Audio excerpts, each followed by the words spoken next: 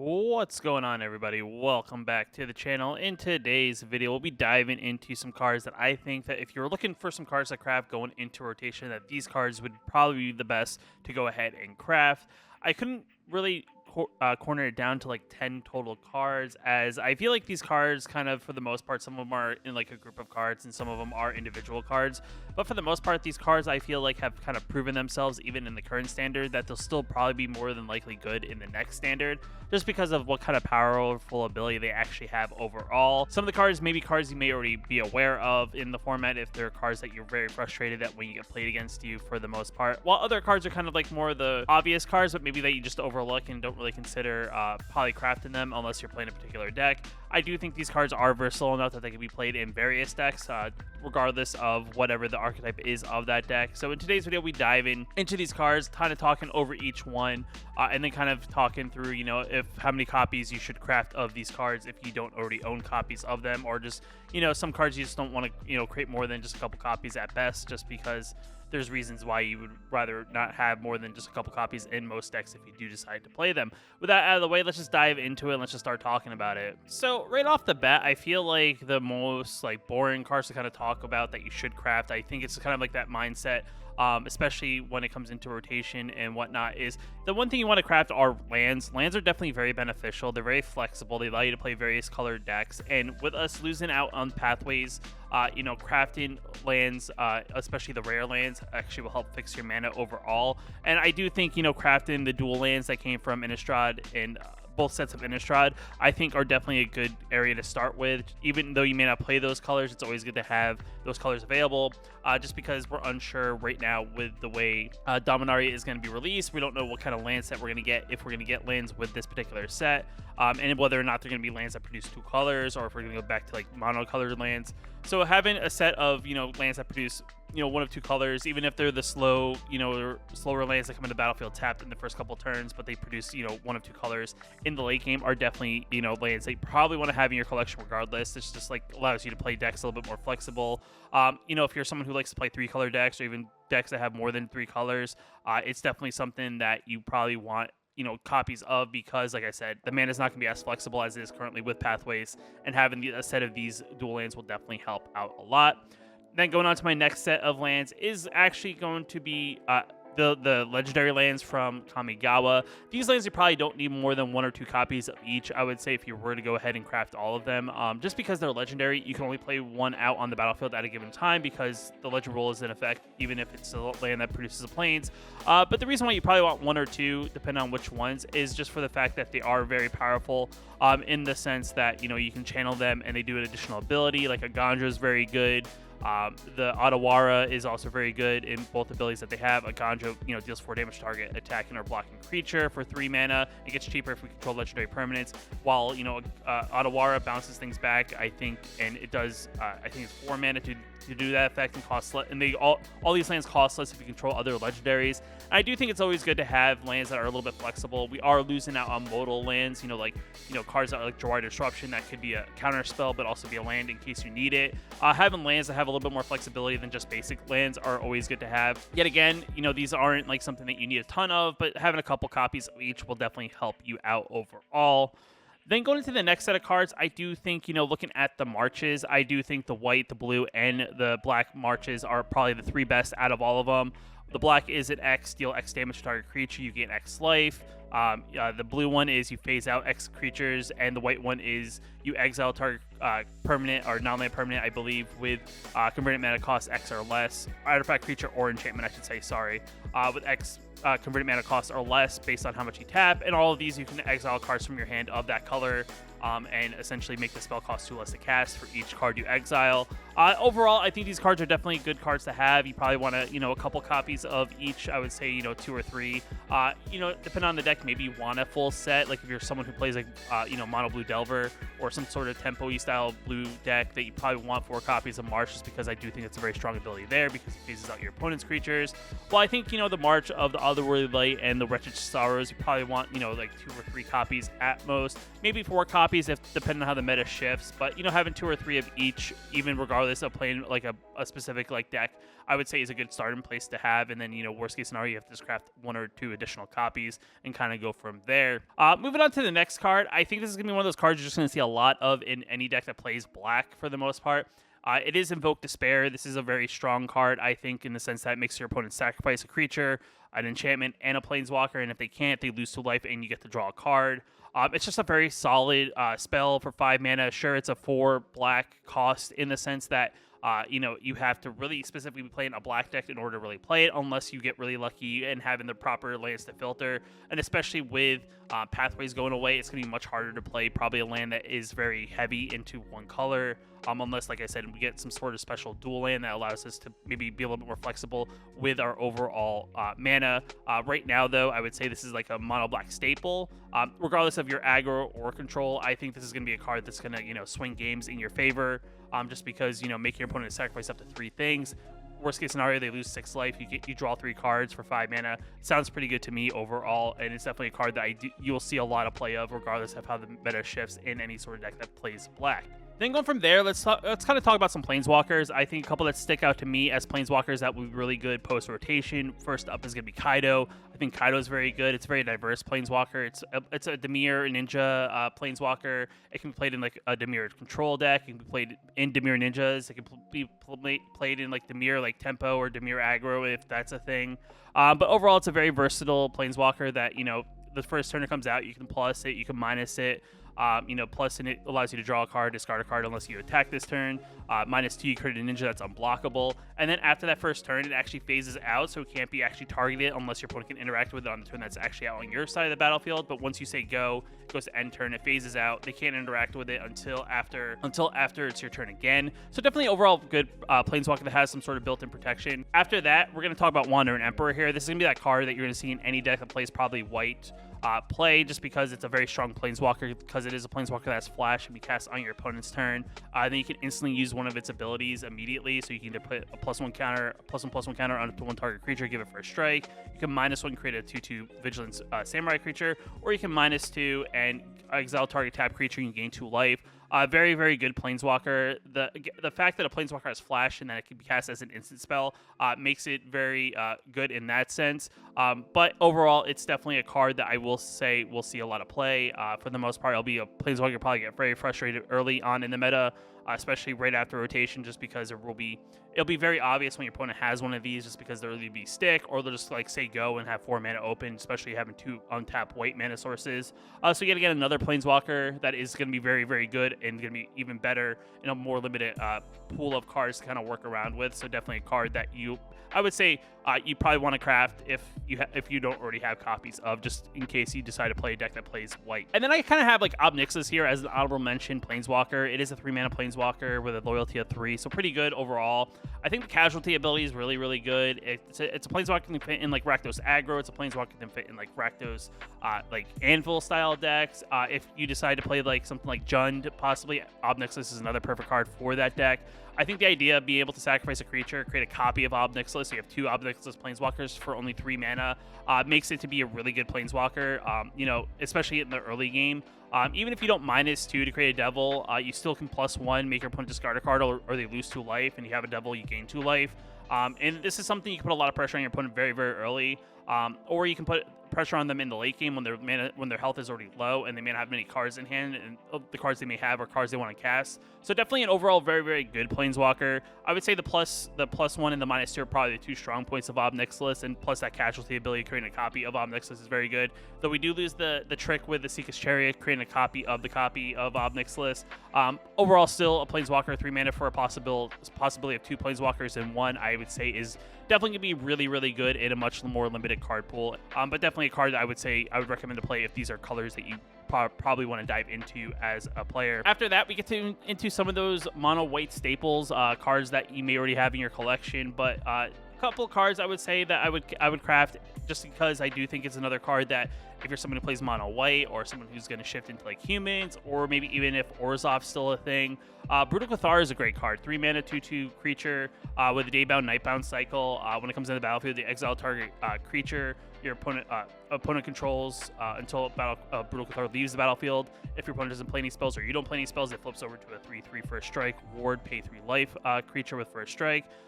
Definitely very, very good there. And if it's able to flip back over yet again, you get another Brutal Cathar trigger and you get to do it all over again.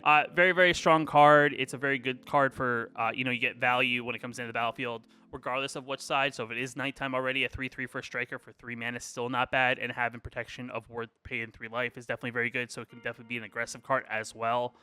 Yet again, a card that you'll see a lot of, regardless whether or not Mono White is going to be a top tier deck in the next meta. I would say it's a card that you probably want to craft copies of just because it is that good. Then next card up is Wet Announcement. This is going to get another, I think, very strong card. And just many style of decks. If you're someone who's like a control deck, this is a good card in general because it creates blockers. And then as the game goes on, you eventually get the 3 counters on it. It flips over to the +1+ creatures you control get +1/+1.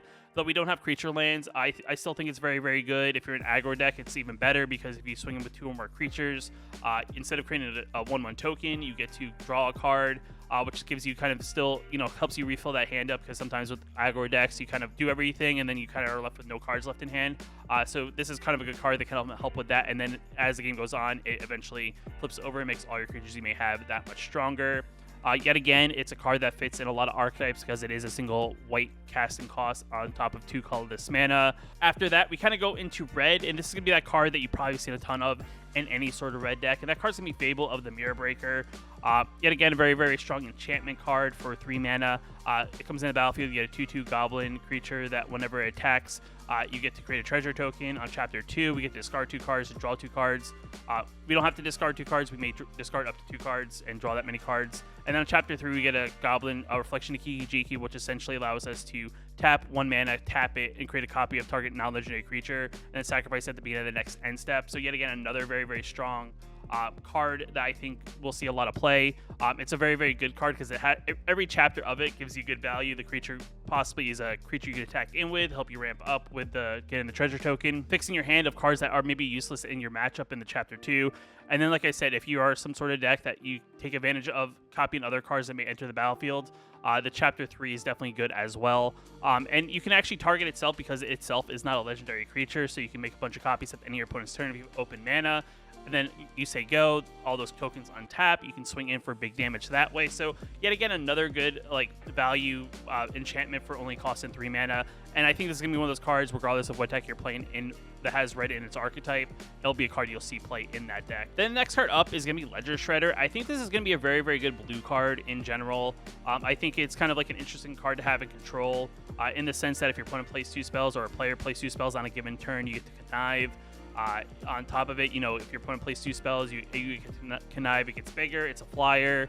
It's a 1/3 for 2 mana, which is already pretty good. So I do think it's a pretty decent value card that I do think that secondary ability of it, of whenever players cast 2 or more spells any given turn, you connive, is going to be very, very good. I'm a big fan of this card. I think it's a pretty decent card. I think it sees play in other formats. So I do think it's going to be one of those staples in a deck that plays blue, regardless of whether you're not aggro or control. I think it's like a pretty decent card to play in control, in that sense that sometimes you want to kind of draw through your deck, and having a card that kind of taxes what your opponent's doing to kind of do that is pretty good. Even if you don't discard non-creature spell or non-permanent land cards to plus it, I still think being able to get rid of lands that you may not need out of your hand to possibly draw answers for what your opponent's doing is always very good. So definitely a card I would consider possibly crafting a few, probably a set of, just because I do think it's going to be that good, especially in the next standard. Then the next card up is another card that I do think is going to be pretty good, regardless of what kind of mono black deck you're playing or what kind of deck you're playing that includes black. It's going to be Tenacious Underdog. It's 2 mana, 3/2, already pretty decent. Anything that's pretty strong power wise, even though it's weak toughness, is definitely very good.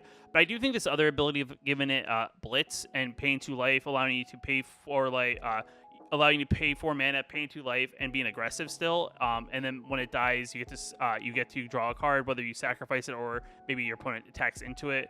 Makes it very good. And the fact that you can also replay it from the graveyard is going to make it that much more annoying to play against. Though it's also going to be very beneficial if you're the aggressor and playing this card, because you can keep on recasting and putting that additional pressure on.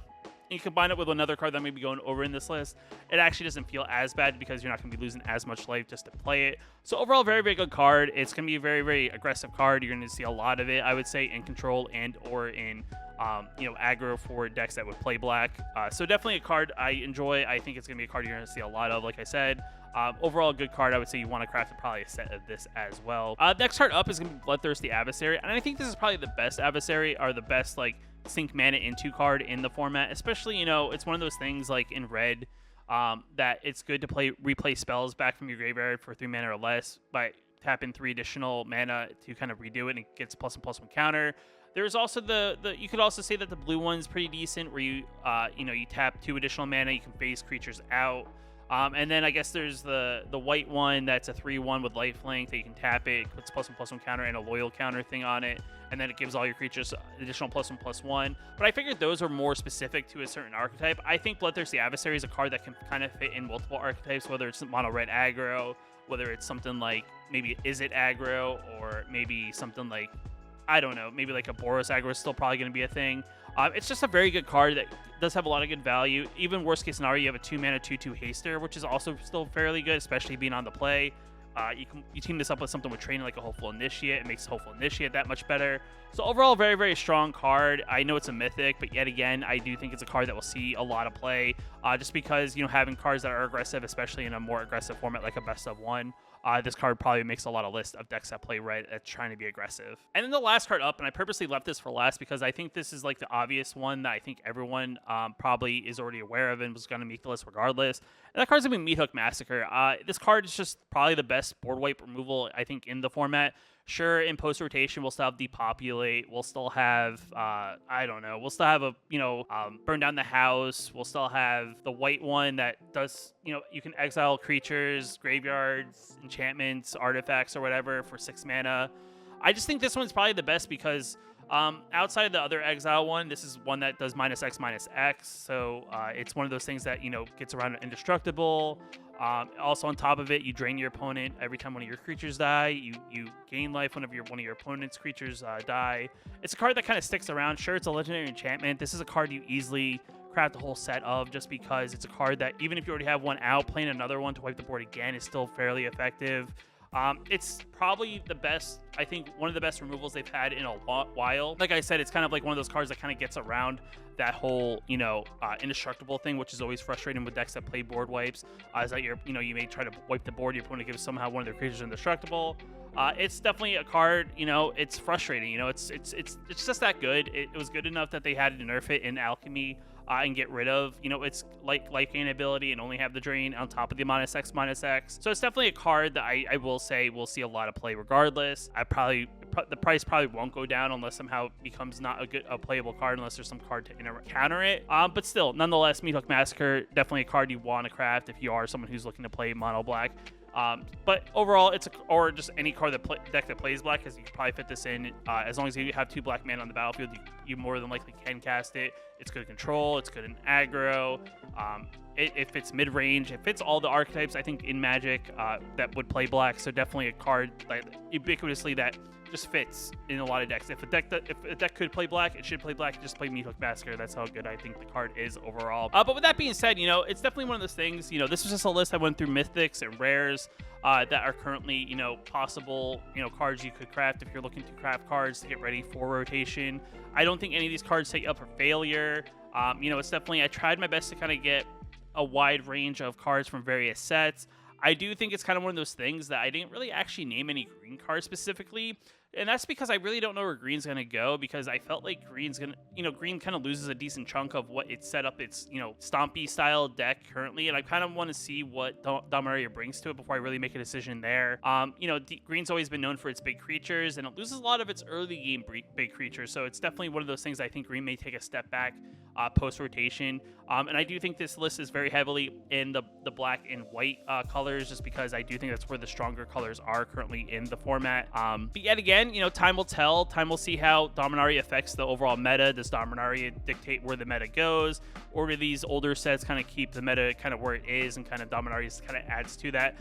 You know, it's definitely one of those things. I probably also want to do a list where I kind of talk about some commons and uncommons, because, you know, even though those cards are less of rarity, there are some staples there of particular cards, colors that you could definitely craft and make copies of, and it doesn't hurt the wild card wallet as much, just because common and uncommon wild cards are a little bit more common, I would say, overall than rares and mythics. But with that out of the way, guys, let me know what you guys think down in the comments below. Were there any cards you think I missed that I probably could have went over? I know there's some other board wipes outside of Meathook Massacre and Invoke Despair, or cards that kind of get rid of things on the battlefield I probably could have chose. But I figured I'd try to keep my list to a handful of cards at best, so it's definitely hard when you have to start cutting things down. But with that out of the way, guys, like I said, leave a comment if you want to. If you like the video, hit the like button. Definitely helps out a lot. Lets me know that you guys like these style of videos. And if you're new here, you want to post new videos on the channel like this one, hit that subscribe button, and I'll see you in the next video. Just want to give a special shout out to the channel members here on my YouTube channel. You can also become a channel member yourself down below the video, hitting that join button. It definitely helps out a lot, and I just appreciate you guys for your support.